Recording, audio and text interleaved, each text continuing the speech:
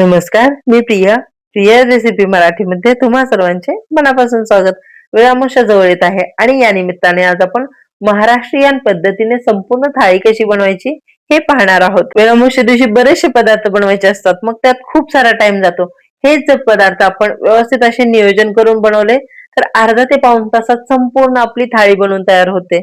थाळीमध्ये आज आपण बाजरीचे उंडे, गव्हाच्या पिठाचे उंडे, वेळामुशा स्पेशल आंबील, नैवेद्य, भात, वरण, शेपाची भाजी आणि टोमॅटोची चटणी एवढे पदार्थ बनवणार आहोत. वेळामुशा दिवशी वेगवेगळ्या ठिकाणी वेगवेगळ्या प्रकारच्या भाज्या बनवल्या जातात.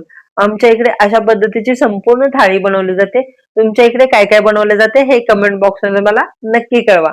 पण या संपूर्ण थाळीमधील एक ना एक पदार्थ खाण्यासाठी इतका रुचकर लागतो, त्यामुळे तुम्ही ही रेसिपी न चुकता नक्की ट्राय करा. वेळ न घालवता चला तर मग स्टार्ट करूया आज आपल्या छानशा रेसिपीला. सर्वात पहिले इथे आपण गव्हाच्या पिठाचे उंडे बनवून घेऊ. त्यासाठी इथे मी गव्हाचे पीठ घेतले आहे. यामध्ये भरपूर सारे मीठ घालून घ्यायचे. आपण जसं चपातीसाठी कणिक मळतो त्याच पद्धतीने इथे आपल्याला कणिक मळून घ्यायची आहे. फक्त एवढंच की याचा जो गोळा आहे तो अगदी घट्टसर असला पाहिजे आणि यामध्ये मीठ घालताना थोडेसे जास्तच घालायचे, म्हणजे जे आपण उंडे बनवणार आहोत त्याची चव आहे ती खूप अप्रतिम लागते. आता यामध्ये थोडे थोडे करून पाणी घालायचे आणि याचा आपल्याला घट्टसर असा गोळा मळून घ्यायचा आहे. इथे गव्हाच्या पिठाचा गोळा मळून झालेला आहे. आता काय करायचं, यावरती एक डिश ठेवायची आणि पीठ मळण्यासाठी साईडला ठेवून द्यायचे. इथे मी डाळ व्यवस्थित अशी शिजवून घेतली आहे, म्हणजे तुरीची डाळ स्वच्छ धुवायची. नंतर त्यामध्ये पाणी, हळद, मीठ आणि तेल घालायचे आणि कुकरमध्ये 3 शिट्ट्या काढून घ्यायच्या. आता इथे डाळ आहे ती व्यवस्थित अशी घोटून घेतली आहे. आता काय करायचं, एक पातेली घेतली आहे, यामध्ये तेल घालून घेऊ. तेल गरम झाले की यामध्ये लसण चेचून घेतला होता तो घालून घेऊ. एखादा मिनिट हा लसूण आपल्याला परतून घ्यायचा आहे. नंतर जी घोटून घेतलेली डाळ होती ती यामध्ये घालून घेऊ आणि तुम्हाला वरण कितपत पातळ किंवा घट्टसर हवे आहे त्यानुसार तुम्ही इथे पाण्याचे प्रमाण ठरवू शकता. इथे वरणामध्ये पाणी घालत असताना पाणी गरम करून घ्यायचे आणि नंतरच यामध्ये घालून घ्यायचे. वरणामध्येच काय, कुठलीही पातळ भाजी किंवा ग्रेव्हीची भाजी असेल त्यामध्ये पाण्याचा वापर करताना आपल्याला गरम पाणीच घालून घ्यायचे आहे. तर यामध्ये चवीनुसार मीठ घालायचे आणि मीठ व्यवस्थित असे एकजीव करून घ्यायचे आणि नंतर वरणाला उकळी काढून घ्यायची आहे. वरणाला हलकीशी उकळी आली की काय करायचं, ओले खोबरे घ्यायचे, मिक्सर मधून वाटून घ्यायचे आणि नंतर यामध्ये घालून घ्यायचे. त्यामुळे काय होते, वरणाची टेस्ट खूप अप्रतिम लागते. इथे मी घालून घेतले आहे पण ते शूट करायचे राहून गेले.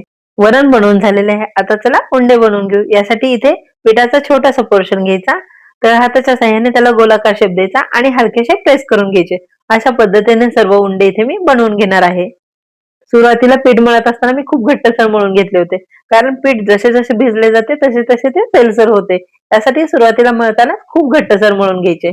अशा पद्धतीने इथे माझे सर्व उंडे बनवून झाले. आता उंडे उकडून घेऊ. त्यासाठी इथे कढईमध्ये मी पाणी घालून घेत आहे. पाणी घालून झाले की त्याला खळखळ अशी उकळी काढून घ्यायची, म्हणजे पाणी कोमट पण नाही करायचे, चांगले खळखळ उकळू द्यायचे. त्यासाठी इथे मी झाकण ठेवले आहे. झाकण ठेवल्यानंतर पाणी पटकन गरम होते. यामध्ये तेल घालायचे आणि एक एक करून आपल्याला यामध्ये उंडे घालून घ्यायचे आहेत. तेल घातल्यामुळे काय होतं, तर उंडे एकमेकाला बिलकुल पण चिटकत नाहीत. उंडे घातल्या घातल्या लगेचच ते उलट पालट करायची घाई नाही करायची. 4 ते 5 मिनिट मीडियम हीटवर उंडे उकडू द्यायचे आणि नंतरच अलगद अलगद झाऱ्याच्या साह्याने ते मोकळे मोकळे करायचे आणि 15 ते 20 मिनिट हे आपल्याला मीडियम हीटवर शिजवून घ्यायचे आहेत. उंडे जर यापेक्षा पण जास्त असतील तर टाइम यापेक्षा जास्त लागू शकतो आणि कमी उंडे असतील तर यापेक्षा पण टाइम कमी लागू शकतो. साधारण ते 20 मिनिट झालेत. उंडे आहेत ते व्यवस्थित असे शिजले आहेत. उंडे शेवटपर्यंत मऊ राहण्यासाठी आपण अशा पद्धतीने उंडे पाण्यामध्येच ठेवून द्यायचे. आता यावरती झाकण ठेवायचे आणि हे साईडला ठेवून द्यायचे. आता काय करायचं, इथे 1 कप बाजरीचे पीठ घेतले आहे. यामध्ये मीठ घालून घेऊ आणि थोडे थोडे करून पाणी घालायचे आणि याचा पण आपल्याला गोळा मळून घ्यायचा आहे. थंडीच्या दिवसामध्ये बाजरी खाणे खूप उपयुक्त असते, कारण बाजरीमध्ये उष्णता असते आणि आपल्या शरीराला थंडीच्या दिवसामध्ये उष्णतेची गरज असते. आमच्या इकडे वेळामुळच्या दिवशी गव्हाच्या पिठाच्या उंड्यासोबत बाजरीच्या पिठाचे पण अवश्य उंडे बनवले जातात. तुमच्या इकडे बनवतात का नाही हे कमेंट बॉक्स मध्ये मला नक्की कळवा. थंडीच्या दिवसामध्ये बाजरीच्या आपल्या शरीराला बरेचसे फायदे आहेत, त्यामुळे थंडीच्या दिवसामध्ये बाजरीच्या पिठापासून जे काही पदार्थ बनतात त्याचे सेवन आपण केलेच पाहिजे. नागदिवे दिवशी आपण बाजरीचे नागदिवे बनवतो. नंतर आपण वेळामुळ्याला याचे उंडे बनवतो आणि संक्रांत असते त्याच्या भोगीसाठी आपण याची भाकरी बनवून खातो. इथे माझे बाजरीचे पण उंडे बनवून झालेले आहेत. आता नैवेद्य बनवून घेऊ. यासाठी इथे मी कणकेचा गोळा घेतला आहे आणि याची आपल्याला चपाती लाटून घ्यायची आहे. अशा पद्धतीने जर तुम्ही नैवेद्य बनवलं तर खूप फटाफट बनतात. आता इथे चपाती लाटून झालेले वाटी घ्यायची आणि याच्या साह्याने मी छोट्या छोट्या पुऱ्या कट करून घेत आहे. पुऱ्या कट करून झाले की हे सर्व पुऱ्या आपल्याला साईडला काढून घ्यायचे आहेत. नैवेद्य बनवून झाले की काय करायचं, कढईमध्ये तेल गरम करायचे, यामध्ये आपल्याला नैवेद्य घालून ते फ्राय करून घ्यायचे आहेत. आणि नैवेद्य तेलामध्ये घातल्यानंतर यावरतून अशा पद्धतीने तेल टाकत राहायचे, म्हणजे तो टम असा फुगतो. लालसर कलरवरती इथे मी नैवेद्य तळून घेतले आहेत. आता हे मी काढून घेते. कढईमधील इथे मी पूर्णपणे तेल काढून घेतले आहे. आता यामध्ये पाणी घालायचे आणि पाण्याला चांगली उकळी काढून घ्यायची. पाण्याला उकळी येण्यासाठी यावरती झाकण ठेवायचे, म्हणजे पटकन उकळी येते. पाण्याला उकळी आली की काय करायचं, यामध्ये एक एक करून उंडे घालायचे. आता हे पण उंडे आपल्याला उकडून घ्यायचे आहेत. उंडे पाण्यामध्ये घातल्या घातल्या लगेचच त्याला उलटपालट बिलकुल पण नाही करायचे, नाहीतर काय होते, उंडे तुटू शकतात किंवा ते झाडाला पण खूप चिटकून बसतात. आता यावरती मी झाकण झाकून एक साधारण 10 ते 15 मिनिट हे उंडे उकडून घेतले आहेत. आणि इथे बाजरीचे पण उंडे बनवून झालेले, हे पण मी साईडला ठेवून देते. शेपाची भाजी मी ऑलरेडी बनवून घेतलेली आहे. आता टोमॅटोची चटणी बनवून घेऊ. यासाठी इथे मी पॅन मध्ये तेल गरम करून घेतले आहे. यामध्ये बारीक चिरलेला कांदा घालून घ्यायचा आहे. इथे मी 2 मीडियम साईजचे कांदे घेतले होते आणि तेच बारीक चिरून घेतले आहेत. कांद्याला हलकासा सोनेरी कलर येईपर्यंत आपल्याला हे परतून घ्यायचे आहे. कांद्याला सोनेरी कलर आलेला आहे. आता यामध्ये बारीक चिरलेले टोमॅटो घालून घेऊ. टोमॅटो घालून झाले की हे मऊसूत होईपर्यंत आपल्याला हे परतून घ्यायचे आहे. एक साधारण 2 ते 3 मिनिट हे टोमॅटो मी तेलामध्ये परतून घेतले आहे. आता यामध्ये लाल तिखट घालून घेऊ, तसेच चवीनुसार मीठ घालायचे आणि हे व्यवस्थित असे एकजीव करून घ्यायचे आहे. व्यवस्थित असे एकजीव करून झाले की काय करायचं, यावरती झाकण ठेवायचे आणि साधारण 4 ते 5 मिनिट मीडियम हीटवर आपल्याला ही चटणी शिजवून घ्यायची आहे. तुम्ही ते बघू शकता, जे टोमॅटो आहेत त्यांना तेल साईडला सोडले आहे. आता या स्टेजला काय करायचं, आपल्याला 2 चमचे कूट घालून घ्यायचे आणि कूट घातल्यानंतर पण याच्यामध्ये आपल्याला व्यवस्थित असे एकजीव करून घ्यायचे आहे. आता ही टोमॅटोची चटणी आपल्याला फक्त एक अर्धा मिनिट शिजवून घ्यायची आहे. जास्त पण ओव्हर कुक नाही करायची. फक्त कूट घातल्यानंतर एक अर्धा मिनिट शिजवून घ्यायची. इथे टोमॅटोची पण चटणी बनवून झालेली. आता सर्वात शेवटी आंबील बनवून घेऊ. त्यासाठी इथे मी बाउलमध्ये अर्धा कप पाणी घातले आहे. यामध्ये 1 चमचा ज्वारीचे पीठ घालून घ्यायचे. ज्वारीचे पीठ पाण्यामध्ये व्यवस्थित असे एकजीव करून घ्यायचे आहे. इथे पॅन मध्ये मी अर्धा कप पाणी गरम करण्यासाठी ठेवले आहे.